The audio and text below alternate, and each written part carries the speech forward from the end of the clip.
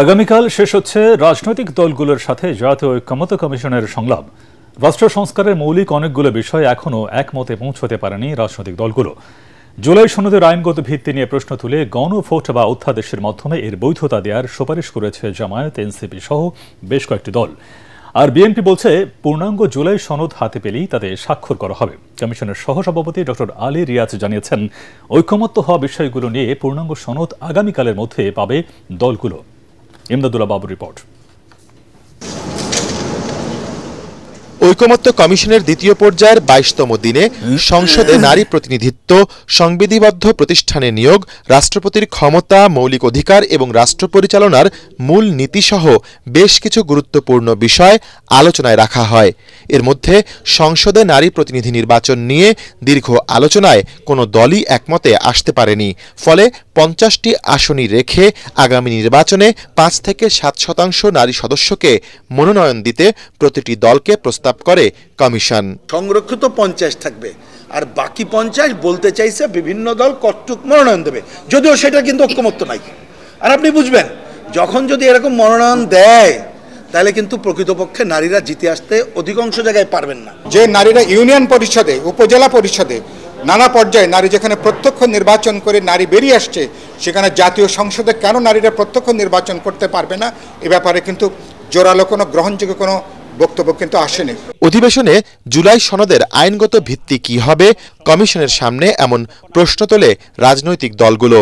BNP জানায়, ৬টি সংস্কার কমিশনের এখন পর্যন্ত দেয়া ৮২৬টি সুপারিশের মধ্যে ৭৭৫টিতেই একমত তারা।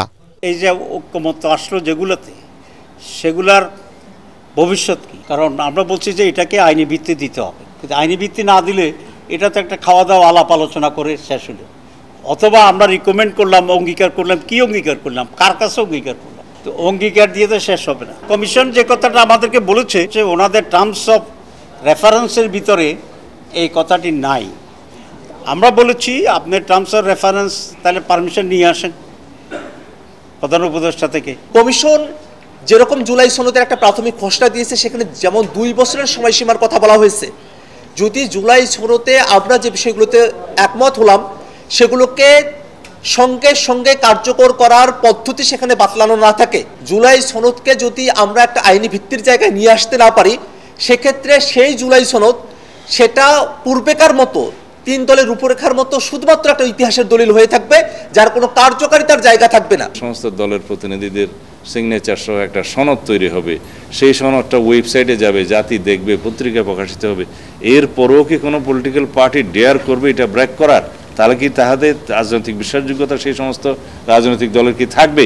সেই রিস্ক কি কোনো দল নেবে? আমার তো মনে হয় না এর চাইতে বড় বেশি কোনো কনসেনসাস হতে পারে।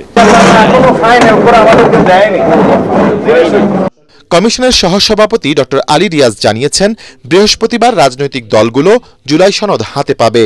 প্রাথমিক পর্যায়ে যে বিষয়গুলোতে ঐক্যমত্য হয়েছে সেগুলো একটি তালিকা আপনাদের কাছে আজকে আমরা পৌঁছে দেব। কালকে আমরা সমস্তটা তৈরি করে যাতে একটা সকলের কাছে গ্রহণযোগ্য ঐকমত্যের জায়গাগুলি চিহ্নিত করা আছে এরকম একটি সনদ আমরা সকলের হাতে তুলে দিতে পারি। জাতীয় ঐকমত্য কমিশনের সংলাপে এখন পর্যন্ত ২০টি বিষয়ের বিপরীতে ১২টিতে ঐক্যমতে এসেছে রাজনৈতিক দলগুলো। ইমদাদুল্লাহ বাবু, ATN বাংলা, ঢাকা।